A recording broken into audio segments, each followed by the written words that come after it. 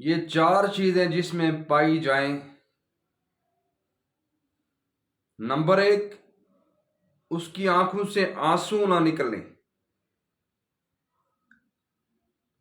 Number دو، وہ دل کی سختی اس کے اندر ہو، اس کا دل سخت ہو، اس کو بالکل رحم نہ آئے،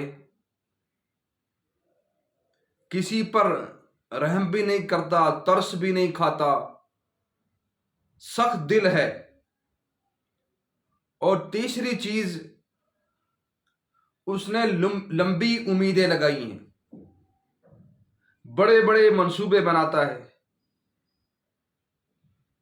زندگی کا پتہ نہیں ہے، اور 100 سال کے منصوبے ہیں۔ 10 منزلہ عمارت کھڑی کروں گا، فلاں جگہ خریدوں گا، فلاں ملک جاؤں گا، ایسی گاڑی ہوگی، ایسے نوکر ہوں گے، ایسا سسٹم ہوگا۔ لمبی امیدیں ہیں۔ اور چوتھی چیز، بندہ دنیا کا حریص ہے، دنیا کے پیچھے مرتا ہے، جہاں سے آتا ہے آئے، میرے جیب میں، میرے گھر میں فلاں چیز بھی ہو، فلاں بھی ہو، فلاں بھی ہو، ساری دنیا کی دولت آ جائے تب بھی نہیں رشتہ۔ تو یہ چار چیزیں بدبختی کی علامات ہیں، ہمیں ان سے بچنا چاہیے۔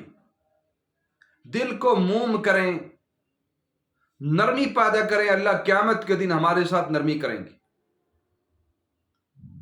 اپنے محلے پڑوس میں جو بھی بیچارے مفلس ہیں، پریشان ہیں، ان کے ساتھ سختی سے پیش نہ آئے، نرمی والا معاملہ کرے، مسکرا کر بات کرے، اور اللہ کے سامنے رات کو رہے، اپنا آنسو بہائے۔ آنسو جب بندہ اللہ کے سامنے بہاتا ہے تو اللہ اس کی گناہوں کو معاف کر دیتے ہیں، اللہ اس پر رحم کرتے ہیں۔ 2 آنکھیں حدیث کے اندر آتا ہے، ان کو جہنم کی آگ نہیں چھوئے گی۔ ایک وہ آنکھ جو میدان جہاد میں پہرا دیتی ہے، اور دوسری وہ جس سے اللہ کے ڈر اور خوف سے اس سے آنسو نکلتے ہیں۔ اور ایسے ہی لمبی امیدیں نہیں لگانا چاہیے۔ معلوم نہیں ہمارا کفن مارکیٹ میں آ چکا ہو، ہمارا نمبر لگ چکا ہو، ہمیں تو فجر پڑی ہے، زور کی امید نہیں ہے کہ زور ہم پڑھ سکیں گے یا نہیں۔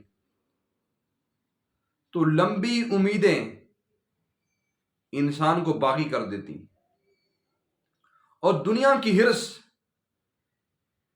دنیا کے پیچھے مرنا، دنیا کی فکر ہر وقت چھائی رہے، یہ بھی انسان کے لیے زہر قاتل ہے، نقصان کا باعث ہے۔ اس سے بندہ اللہ کو بھول جاتا ہے، نمازیں چھوٹ جاتی ہیں، دین چھوٹتا ہے، اسلام چھوٹتا ہے، اور حلال حرام کی تمیز ختم ہو جاتی ہے۔ اس لیے آپ کو چاہیے کہ آپ ان 4 چیزوں سے بچ جائیں۔ یہ بدبختی کی علامات ہیں کہ آنسو آنکھوں سے نہ نکلیں، دل کی سختی ہو، لمبی امیدیں ہوں، دنیا کی ہرس ہو۔ یہ 4 چیزیں بہتر نہیں ہیں۔ اللہ تعالیٰ ہمیں سمجھ عطا فرمائے، ہمیں دل کی نرمی عطا فرمائے، رونا اپنے سامنے اللہ نصیب فرمائے، آخرت کا دھیان اللہ نصیب فرمائے، دنیا اگر اللہ نے دی ہے اس کو اللہ کے راستے میں خرچ کرنے کی اللہ توفیق عطا فرمائے۔